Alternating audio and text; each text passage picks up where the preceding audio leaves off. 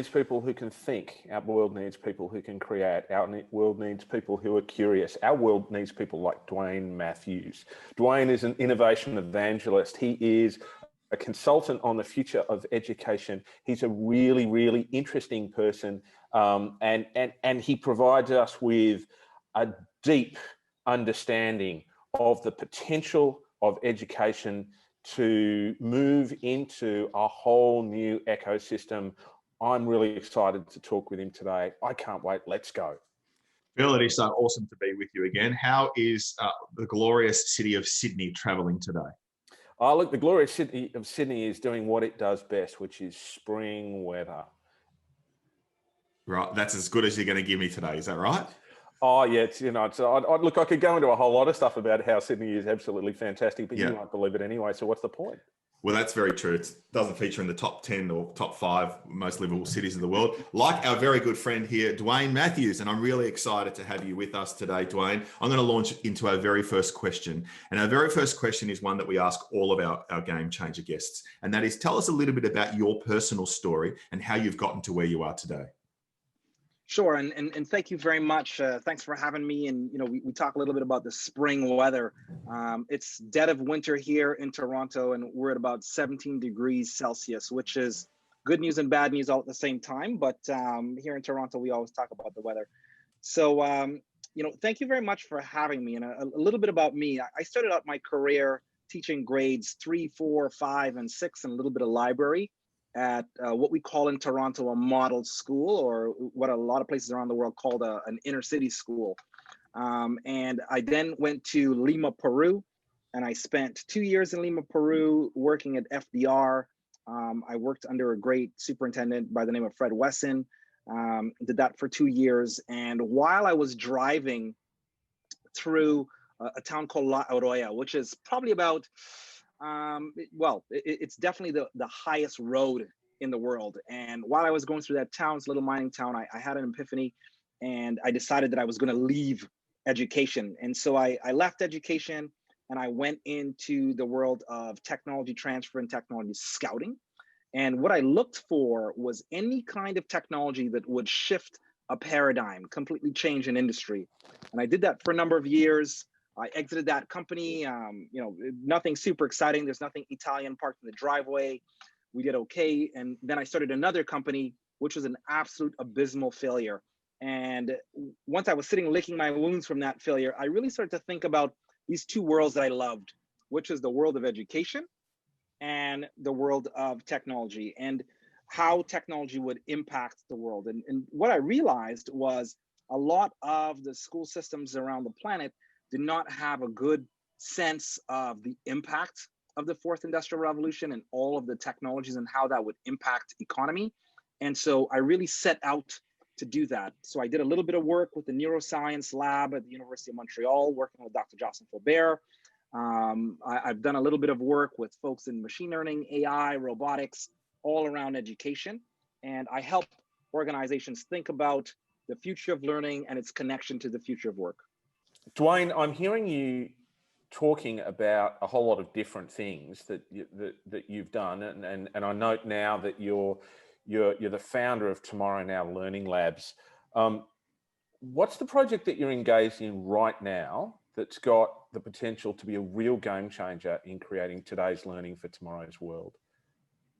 Sure. And so Tomorrow Now Learning Lab, what do? We look at two things. We look at mental frameworks, and then we look at fourth industrial revolution technology, and how do those things combine. And one of the things that I've realized is that the future belongs to the generalist, really sort of the polymathic. And how do you do that? Well, you have to create a certain amount of perpendicular thinking. So you have to really look at what industries exist inside of a silo, and what is another type of industry where we can create or cross-pollinate. And that's one of the things that we're doing. So we really look at how does education actually connect to its genuine purpose. I believe, my contention is, when we go back to the beginning of formal education was really about creating productive citizens that could contribute to the greater good, and also have a much better life. And so somewhere along the road, we've gotten very, very specific. And as we got very specific, education became more about how many people can we put into post-secondary education? Where do we slot them in? And then how do we use post-secondary education institutions to sort of categorize who goes where? It is a very big, giant factory-like model that's based on a factory-like economy. And as our economy starts to shift, we're beginning to see the digital transformation of economy, and the speed has left a lot of people flat-footed. So, if you think the space between the Gutenberg printing press and the Gutenberg Bible is about 150 years, that's roughly 3 generations of people. The people that created the printing press did not see the book. So we've always had this luxury of looking backwards. But now, because of the speed of innovation, we don't necessarily have that luxury. And if I started at the beginning, we were talking a little bit about kids. I have 2 children. One is 11 and one is 3. When I had my son, I only had a BlackBerry phone.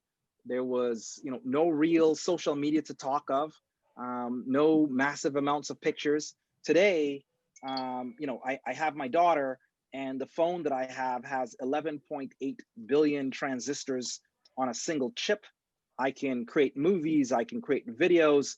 I could probably control a satellite from my phone. So it really has changed. So in terms of what are we doing different?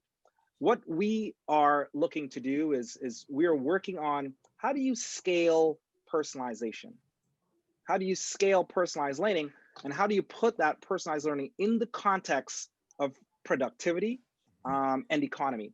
So how do you help students to co-create the type of economy that they would like to see now that they have the tools available to them? So I think, we can do that by bringing post-secondary education way down, and we can be a lot more efficient if we give up some of the sacred cows that we have. Dwayne, there's so much in what you've just said, and we might take some time to tease apart a few of those issues. I want to go back to that notion of the purpose of education. You talk about the genuine purpose of education being originally to create productive citizens who could lead a good and constructive life, to do good and right in the world. That notion, of course, started somewhere around the time of the ancient Greeks, and we sort of inherited that tradition of education. The ancient Greeks didn't believe in an education for all; they believed in an education for some. And Right. and so education and the way it was done was always done with an undercurrent of protecting privilege and providing inequity, and excluding others, including all of the slaves who kept that classical Greek economy going around the Mediterranean. We don't believe in that sort of thing now. And if there's anything we're learning from this year outside of the world of education, it's that the world simply won't tolerate a lack of diversity, a lack of equity, and a lack of inclusion anymore. How can we use technology to promote equity of access and inclusion in education? I think one of the things that we're able to do with technology is one of the conversations that we were having here in Toronto was inequity because of technology, right? So once COVID-19 came and everybody sort of went online, there were, at least in the Toronto District School Board, which is the largest public school board in Toronto, there were probably about 20,000 families that didn't have access. And so people were very concerned about equity. And I said, well, let's look at it another way. Let's look at, if we were to provide everybody access to digital access, we would be able to engage in different levels of equity. We would be able to personalize learning at scale. So if you can imagine a classroom, regardless of the size of the classroom, we talk a lot about differentiated learning, but we know that that's very, very difficult to do in an analog world. If we look at all of the digital tools, go ahead. And Dwayne, if I can just interrupt you for a moment, let's be frank. there's no classroom in the world that's really doing differentiated learning in an analog world. We've been talking about it for 30 years and we're not doing it. And you can't. And you know, this is something like when I was teaching, one of the challenges that I had is, you know, my principal came to me and said, you have individual education plans. There's 9 of them in your classroom. And so you're going to have to do 10 different lessons, one for the main group, and then these 9 different ones. And I said, well, how would I do that? You know, how do I do that? And that becomes very, very difficult to do. And it's very difficult to do it at scale. But I think if you have digital tools, you're able to do a lot of that. And when I mean digital tools, I don't necessarily mean, you know, we have a suite of Google Docs or Google Classroom, but I really look at it as technology has always been more about a tool than an end in of itself. So if we sat down and we said, you know, what would we like to do? What is it that our goal is?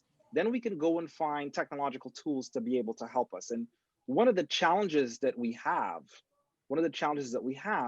and not just in education, but you know, in a lot of industries, is we tend to optimize form over function, right? And then let me give you an example. You know, in my previous life, I did a little bit of work in the VC space, and we ran into BMW, and BMW had this $100 million VC, corporate VC, and what they were going to do is they were going to invest in mobile. And I thought that really strange. And when we went back and we thought about it, we said, why would they invest in mobile? And then we started to think about the job of a small car. The job of a small car is really to get an entry-level person, a young person, from A to B. And so when we're thinking about A to B, we're thinking, well, you know, they want to drive. Well, actually, no, they want to leave their parents and they want to go see their friends. And so all of a sudden, this is pre-social media. All of a sudden, social media comes up, and lo and behold, entry-level cars around the world, the sales drop to almost nothing. Why? Because young people no longer need a car. The job that they needed to get done was to create these shallow relationships with as many people as possible. Well, social media does a really good job at that. So now we don't necessarily need to sell as many cars. We were optimizing for form. We were making better cars, nicer cars, but we weren't optimizing for function, which is the job that the person was trying to get done. And so this idea is not mine. This is Clayton Christensen, who is the late Clayton Christensen, who was a Harvard business scholar. But when you start to think about innovations and you start to realize that we're optimizing for form, right? So if we think about a school, you know, we make a better building, but it's still the same box, still sage on the stage. We put all the digital tools in there. We have the laptops, but everybody's still looking to the front of the class. They're still looking to the teacher to lead. And there's an elephant in the room. The teacher does not know everything. The teacher can no longer know everything. And the only way that they're going to be able to differentiate at scale is if they have some way to augment themselves. And that tool needs to be digital, and not necessarily a laptop or a tablet, but it needs to be a digital tool based on the articulated challenge that's ahead. You know, Dwayne, you've just confirmed for me, and Phil's going to hate me saying this, of course, you've just confirmed for me why design, product design and technology and the arts are so critical in schools, because its focus is not only on the aesthetic, which is the form component, but its inherent focus is on the functionality of everything that they produce. Someone in a product design class is not only wanting to create a beautiful piece of furniture, but it has to be ergonomically functional for an individual to interact and use it. Same in a visual communication design class when we're looking at architecture or you know, for public spaces. Yes, we want it to have an aesthetic that appeals to the eye because we all love beautiful things, but we also need its function in terms of the spatial relationships, how we interact with it, how each space interacts with one another. And that's really interesting. This is a really interesting conversation because those schools who have adopted a design thinking framework are ones that are closer to this intersection of form and functionality through the use of not only the cognitive abilities, but of course, technology augmented with the view of how it's going to support individuals in this evolution of work that we're constantly seeing on a fast-paced basis, and the type of skills that young people are going to need to thrive in this new world economy, and not just the economy, just socially across the globe. What I'm interested in from you is so much of what you shared around the work of Tomorrow Now in the Learning Labs in your first answer when Phil asked you the question, is this intersection of the future of education, of disruptive technology, and the evolution of work. What is the role of the human cognitive ability and their metacognition in all of that? Right. And so, it's a great question. And I usually tease my son. I say, if I say it's a great question, it's because I don't know the answer. But, I think when I think about human intelligence, I think that human intelligence must be bridged with digital transformational intelligence to co-create. I believe that technology is a hammer. It's a screwdriver. And just because you have a hammer and a screwdriver doesn't mean that you can design a house. And so I think it really is about what kinds of outcomes do we want to create. Now, when I was a child, we were dictated the deal. The social deal was dictated to me, right? And it said, this is the deal, and you try your very best to master this. So I went to school in Trinidad and Tobago. We have a British system. So, the deal is I have to get past a common entrance exam at 11, and that'll give me an opportunity. And that opportunity is going to give me another opportunity. So I have a series of gates to go through.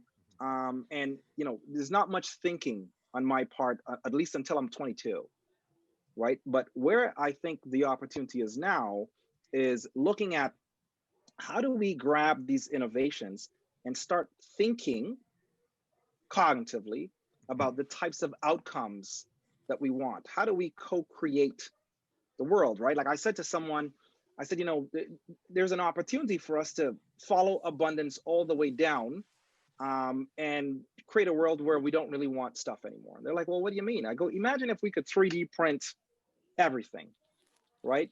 So now there are people that are 3D printing food. Imagine we could 3D print food, clothes. Imagine what that does to industry. And all of a sudden, what happens when you have plenty of something, right? It becomes a commodity. If you, I live here in Toronto, and when I was growing up, I used to, when I lived in Trinidad, I had a bucket, and I would pour hot water into this bucket, and that was all the water that I had to take a bath. And I said, you know what, when I grow up, I want to be able to take a 10-minute shower, and I would be a really happy person. And so, when I lost one of my companies, I was standing in the shower about 20 minutes in and realizing, oh my gosh, here I am, right? And so I'm at this place, and I realize I now have the opportunity to think, and I have the opportunity to co-create. I think it's really important that kids not look at how do I master the technology, because they don't need to master the technology. I had to learn penmanship. I go with my daughter's 3. I put the tablet in front of her. I leave it with her for 2 days, and she's an expert. So we don't necessarily have to master the innovations, but we do have to think about the types of outcomes that we want. And that component is going to be very, very important moving forward. Because of the commodity of narratology, or the commodity of semiotics, it's very hard for us to gauge on what's right and what's wrong, right? We're looking at an election in the United States where, to me, it seems really obvious that most people should have voted one way, but there's 67 million people that voted in the other direction. And I sort of wonder, how is that possible? And I realized that they're all falling into a story and not actually thinking. Yeah. So we have one people that are in a tribe, and other people that are in a tribe, and you can't have a conversation between them because they're not really thinking. And so I believe that the actual cognition becomes way more important at this stage. So a lot of people are like, Dwayne, Tomorrow Night Learning Lab, it seems like really technology focused. I'm like, actually, no, we're actually thinking focused. We're really mental frameworks focused, and the technology is a tool. I really believe that, the future is human led and purpose driven and technology augmented. And so I really think that we have to spend a lot more time teaching kids how to think, and a lot less time teaching them how to adapt on a story. And we're not getting them to choose a side, to choose a tribe. We're getting to think, what kind of world would you like to go out and co-create? So I want Right? to extend. Sorry, I just want to Go jump in ahead. there, Dwayne. I kind of want to extend this thinking a little bit further. I love how you've moved from not just ways of knowing, but into this ways of thinking and now ways of being. Yeah. Mhm. So much of this kind of intersection between technology being augmented in the learning paradigm right now is still focused on academic outcomes, and it is still focused on a pseudo kind of skill acquisition for this new world of work. What I'm interested in is taking it a step further, that we don't just focus on supporting young people to build the necessary mastery or proficiency or skill or knowledge, but the necessary dispositions to thrive in today's world for their future. How can we better utilize the power and advancement, the swift advancement of technology to support a deeper consciousness within the young people that we support around their own personal true north discovery, their openness to place and their commitment to our natural world, and of course, their openness to difference and the other? Right. So great questions. And what I think is we teach them to liberate themselves. So in forgive me, I usually try to bring it to analogies that make sense. And what I mean by that is, here's an analogy. Once upon a time, 98% of us were farmers, and we spent most of our time farming, most of our effort farming. And now 2% of us are farmers, and we haven't run out of food. We have an excess of food, and that gave us the liberty to do other things. So now I don't think about farming. I just go to the grocery on Sunday. But that allows me to learn to read. It allows me to think. It allows me to explore, to ponder. I go, that gets stunted because we have to go to work, Yeah. right? Where we need to actually find money to exchange for this food. I believe that as we liberate ourselves and we use technology to really push for abundance of time, specifically, we're going to have a lot more time to explore regions of our humanity that we're not able to do. I mean, if you consider, the amount of time, I don't know what the traffic is like there, but if you consider the amount of time, if it takes 2 hours to get to work, to and from work, you spend 8 hours there, another hour to sort of get your food ready. You have about an hour and a half left in the day before you can go to bed. So the average person has a very difficult time spending time thinking about these things. So I think first we encourage young people to free themselves, right? But while we're doing that, we have to encourage them to learn how to think, right? And how to get to the first principle of it all. Like once we start thinking, I'm doing a project where we're looking at systemic racism. And a lot of people believe that systemic racism really has to do with the personal. It has to do with, Dwayne and this one particular person and the interaction between them. But it really is a lot more complex than that, right? Like we have a lot more complex pieces. We have laws, and we have those laws aggregated together into structure. And then we have that in terms of internalization. Do I feel a sense of privilege? Is this world for me? Or do I feel a lack thereof, where I'm a salmon swimming upstream all the time, right? Like I joke with people. I say, I have two options. I can be, a criminal in someone's mind, or I can be Barack Obama in someone's mind. Yeah. But I need to choose. I don't necessarily have the opportunity, at least the way that I was raised, to believe that I have a lot of middle where I could just be normal, right?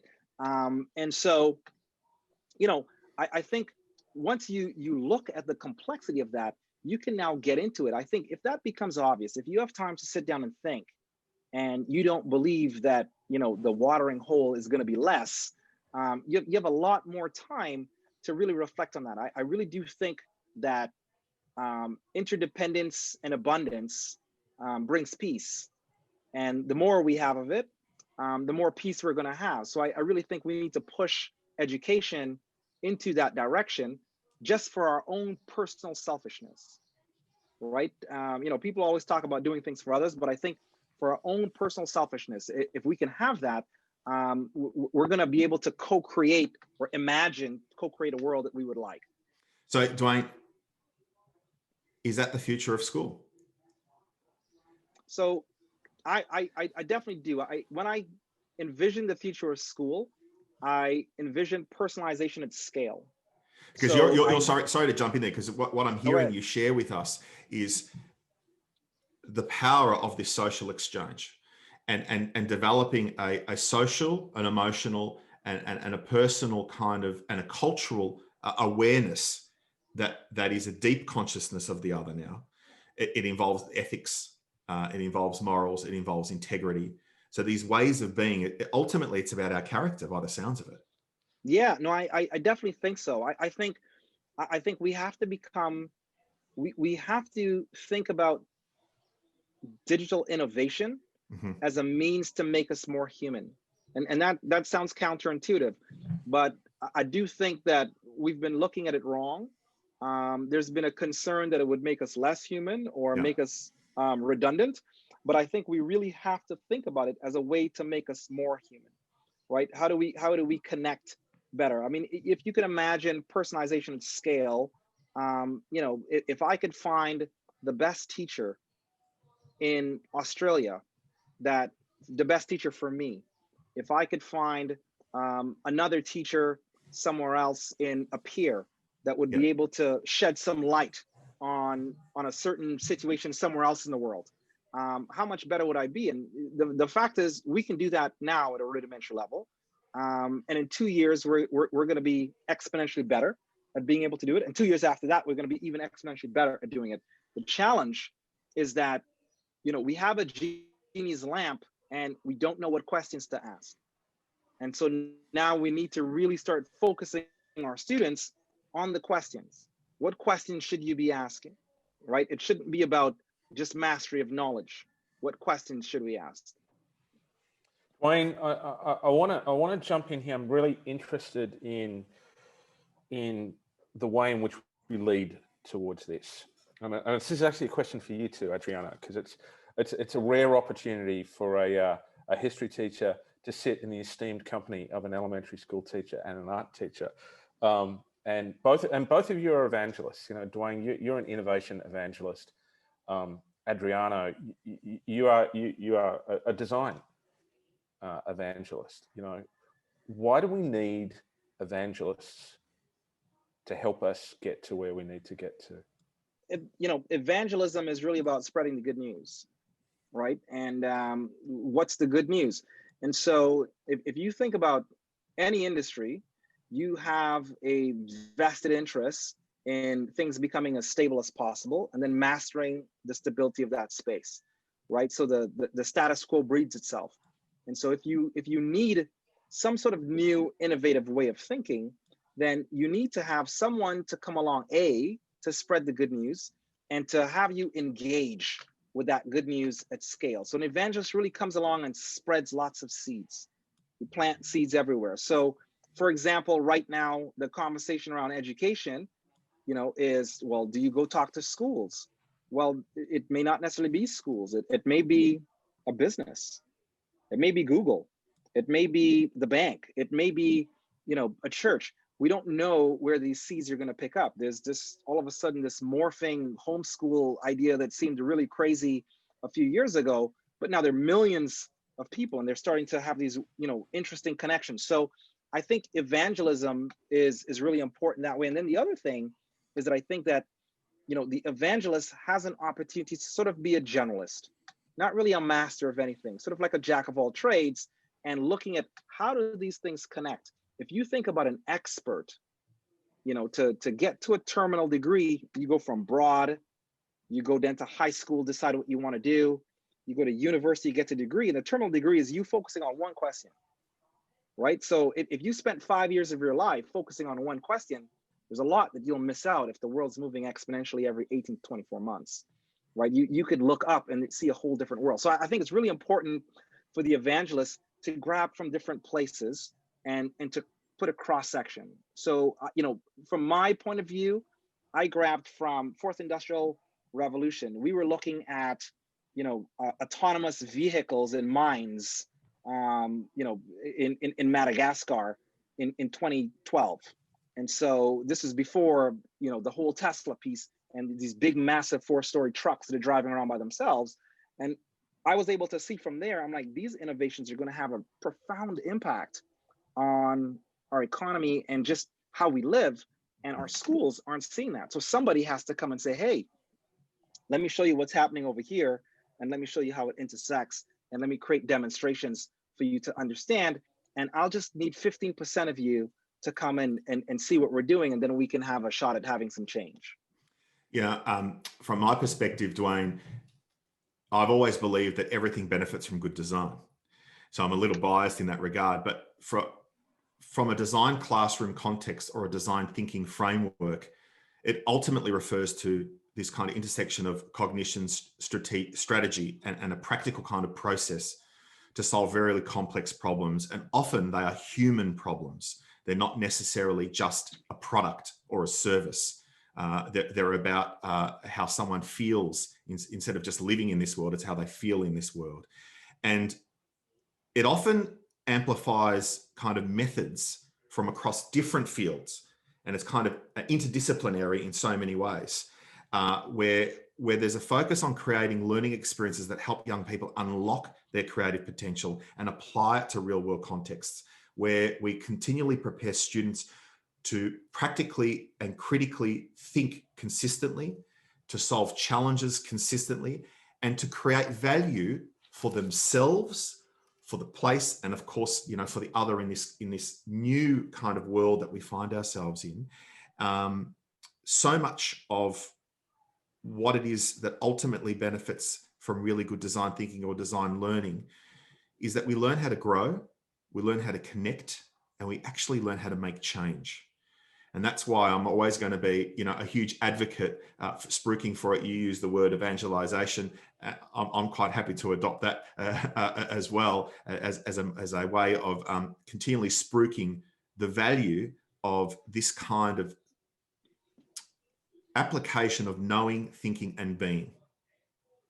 So I just want to jump. I love that. I absolutely love that. And one of the reasons, my son and I, we go through the design thinking framework when we're attacking any problem, or any opportunity. And it could be from anything, right? It could be, my son, when we started our pandemic pod, if you will, we started off listening to Hamilton the musical.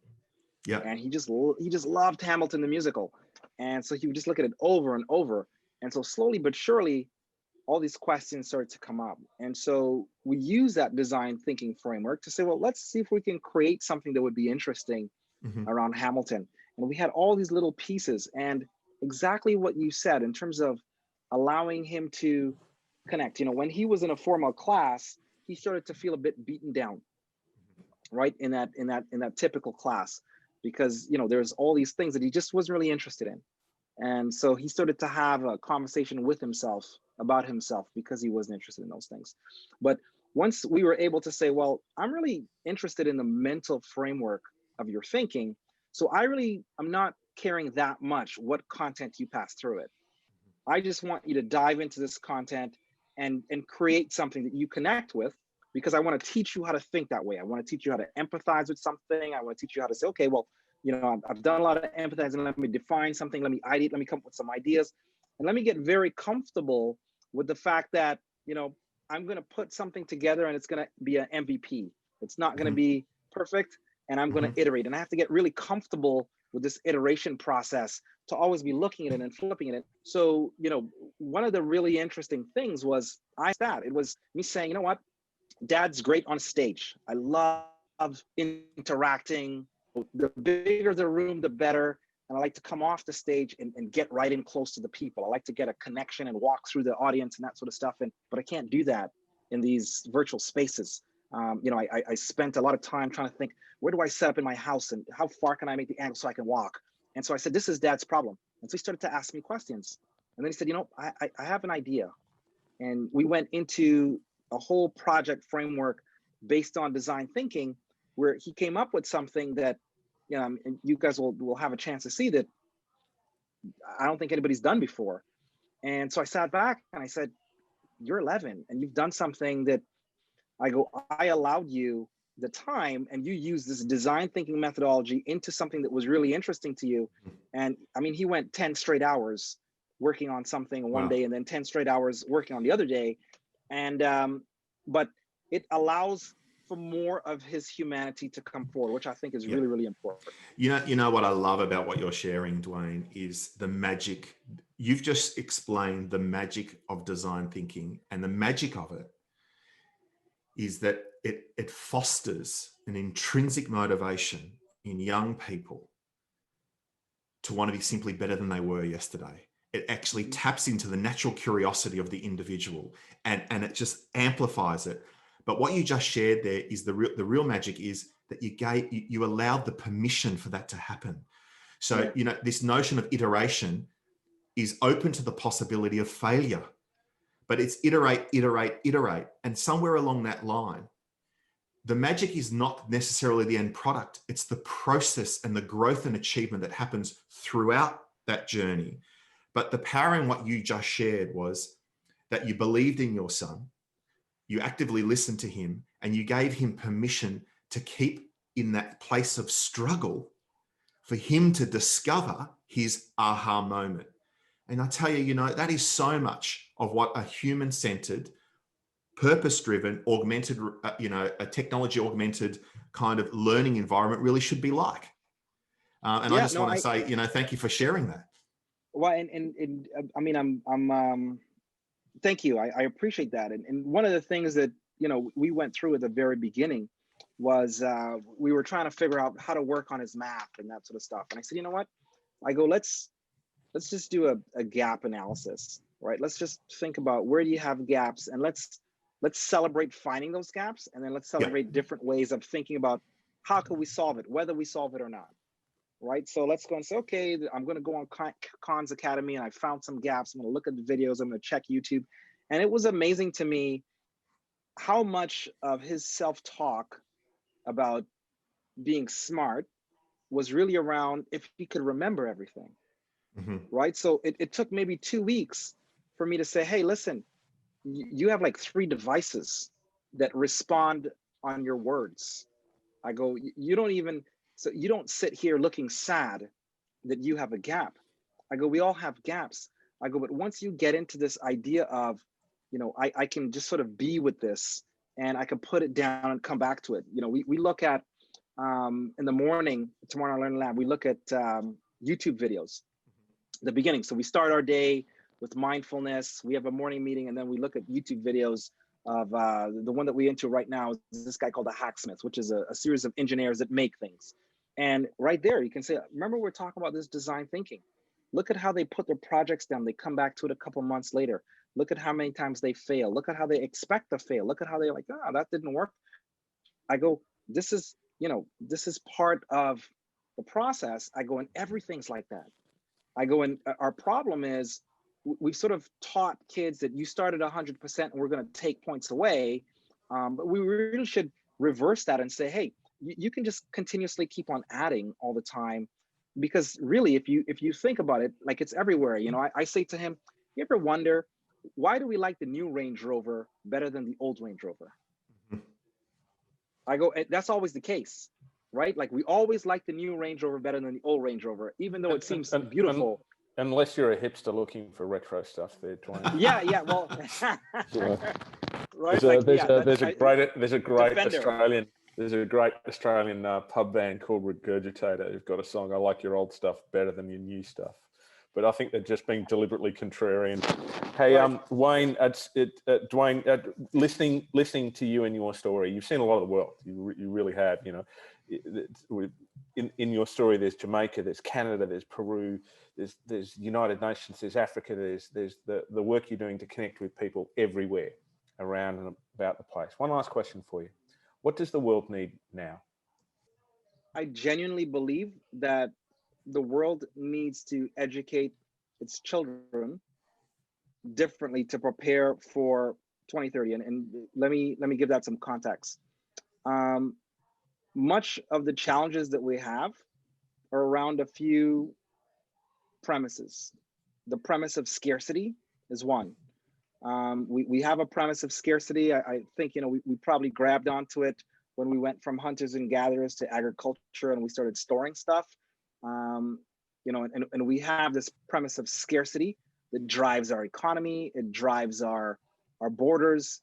And if we really think about it, we don't necessarily have a problem of scarcity. What we have is a problem distribution, right? If I go to Toronto, if I were to tabulate the millions and millions of pounds of food that we throw out every day, I'm sure that Toronto alone could probably put a dent in world hunger. If I were to replicate that across all the Western world cities, I'm sure the rest of the world would have the same problems that we have.